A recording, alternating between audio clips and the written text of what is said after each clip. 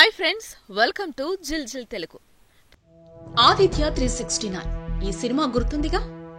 Time machine లోకి వెళ్లి hero heroine భవిష్యత్తులోకి వెళ్లిపోతారు. ఊహలకు రెక్కలు తొడిగే ఆలోచన ఇది. అందుకే ఈ సినిమా అప్పట్లోనే రికార్డులు క్రియేట్ చేసింది. అసలు టైం మెషిన్ సాధ్యమేనా? భవిష్యత్తులోకి అవసరమైతే గతంలోకి టైం మెషిన్ తో వెళ్లొచ్చా?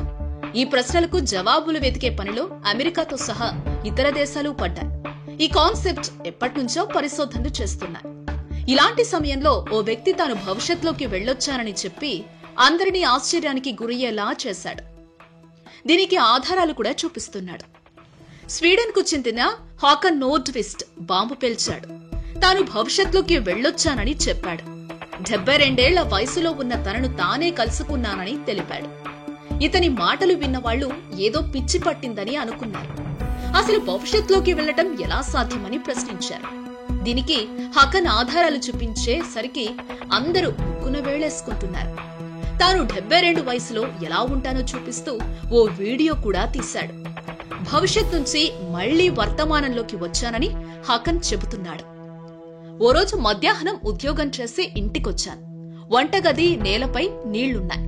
నీళ్లు వెళ్లేందుకు సింక్ ఓపెన్ చేశాను. కిచెన్ క్యాబినెట్ తెరిచి పైపులు చెక్ చేస్తున్నాను. ఎంత దూరం పాకుతూ వెళ్లినా చివర దొరకడం లేదు. చాలాసేపు కిచెన్ క్యాబినెట్ లోపల పాకుతూ వెళ్లిన తర్వాత ఓ సొరంగం కనిపించింది. ఈ సొరంగం గుండా వెళ్లగా చివర వెలుగు కనిపించింది.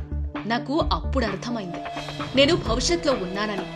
అక్కడ 72 ఉన్న నన్ను నేను కలుసుకున్నాను. ఆ సంవత్సరం 2042. ఆ వ్యక్తి నేనేనా కాదా అని చాలా క్షుణ్ణంగా పరీక్షించాను. అతడికి నా గురించి అంతా తెలుసు. నేను 1వ తరగతిలో ఉన్నప్పుడు నేను నా వస్తువుల్ని ఎక్కడ దాచేవాణ్ణో, సాకర్ మ్యాచ్ లో ఎంత స్కోర్ తో మా టీం గెలిచిందో చెప్పాడు. అంతేకాక అతడి చేతికున్న టాటూ అచ్చం నా చేతిపై ఉన్న టాటూ మాదిరే ఉంది. అతడు నా భవిష్యత్తులో జరగబోయే కొన్ని విషయాలు చెప్పాడు.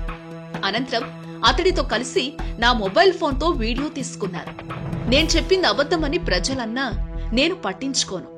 భవిష్యత్తులోకి వెళ్లి 72 నన్ను నేను కలుసుకోవటం వాస్తవమని నాకు తెలుసు అంటూ తన అనుభవాన్ని హకన్ నోర్డ్విస్ట్ వివరించాడు. తనకు జరిగిన అనుభవం ఎవరికైనా జరగొచ్చని హకన్ చెప్పాడు.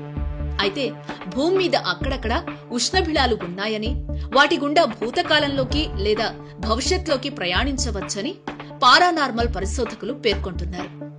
హకన్ వాదనలు నమ్మేందుకు కొంతవరకు అవకాశాలున్నాయన్నది శాస్త్రవేత్తల వాదన. దీనికి తోడు హకన్ 72 తర్వాత తానెలా ఉంటానో వీడియో చూపించడంతో అందరూ నమ్మక తప్పట్లేదు.